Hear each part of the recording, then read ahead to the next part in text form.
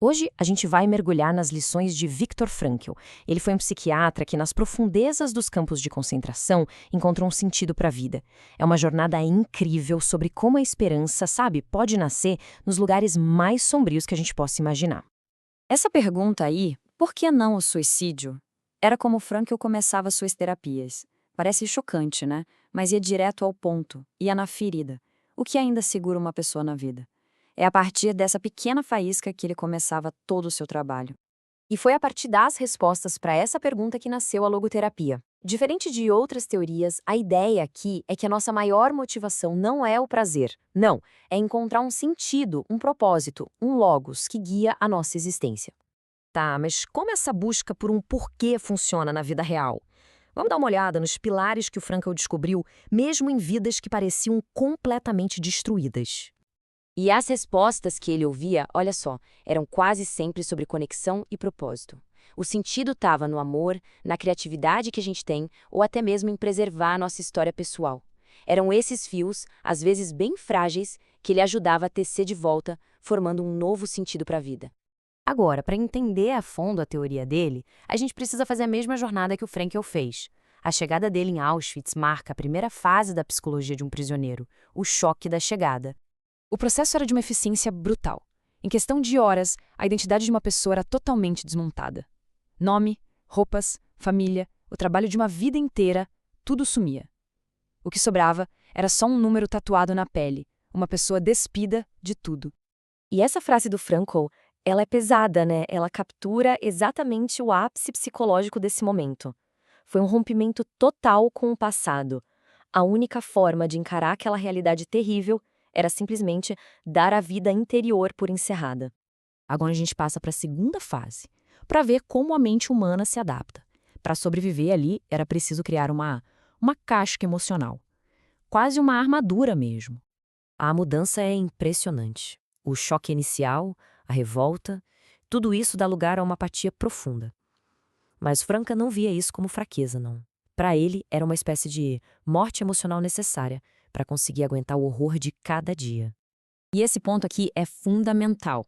A dor física dos espancamentos era terrível, claro, mas o que mais machucava a alma, segundo Frankl, era a dor psicológica, a injustiça, a humilhação, ser tratado como se não fosse nada. Mas é justamente nesse abismo que Frankl encontra uma virada. Ele descobre que mesmo quando o mundo lá fora é um inferno, existe um mundo interior, um lugar de liberdade e riqueza espiritual que ninguém pode tocar. Vamos só lembrar o cenário. Os prisioneiros tinham chegado no ponto zero da existência. Sem nada, sem identidade, sem posses. Só o corpo e a mente. E aí, em total contraste com essa nudez toda, vem essa revelação. Durante uma marcha forçada, num frio congelante, Frankl começa a pensar na esposa dele. E ali, no meio do nada, ele tem uma epifania. O amor é a meta final, a coisa mais alta que existe. A salvação de uma pessoa acontece através do amor e no amor. Essa força interior era mais real que a realidade física dele. E não era só o amor, sabe? Os prisioneiros achavam refúgio na mente de várias formas. Nas memórias, num senso de humor ácido para se distanciar da situação, na beleza de um pôr do sol por trás dos arames e numa fé profunda. Isso leva a gente a um paradoxo que o Frankl notou. Ele dizia que o sofrimento é como um gás. Ele preenche a alma inteira, não importa o tamanho do recipiente. E por causa disso, o menor alívio que fosse, tipo descobrir que um campo não tinha crematório, podia trazer uma felicidade imensa, uma alegria genuína. E tudo isso vai se afunilando até chegar no ponto central da filosofia de Frankl, a revelação da única coisa que, no final das contas, ninguém, jamais, pode tirar de um ser humano. A pergunta fundamental que toda a experiência do Frankl tentou responder foi essa. Depois que te tiram tudo, liberdade, dignidade, saúde, família, o que é que sobra? E aqui está o coração de tudo. A resposta é ao mesmo tempo simples e revolucionária. A última liberdade humana é interna. É a nossa capacidade de escolher a nossa atitude, não importa o que esteja acontecendo. De escolher o nosso próprio caminho. E Frankl viu isso acontecer com os próprios olhos.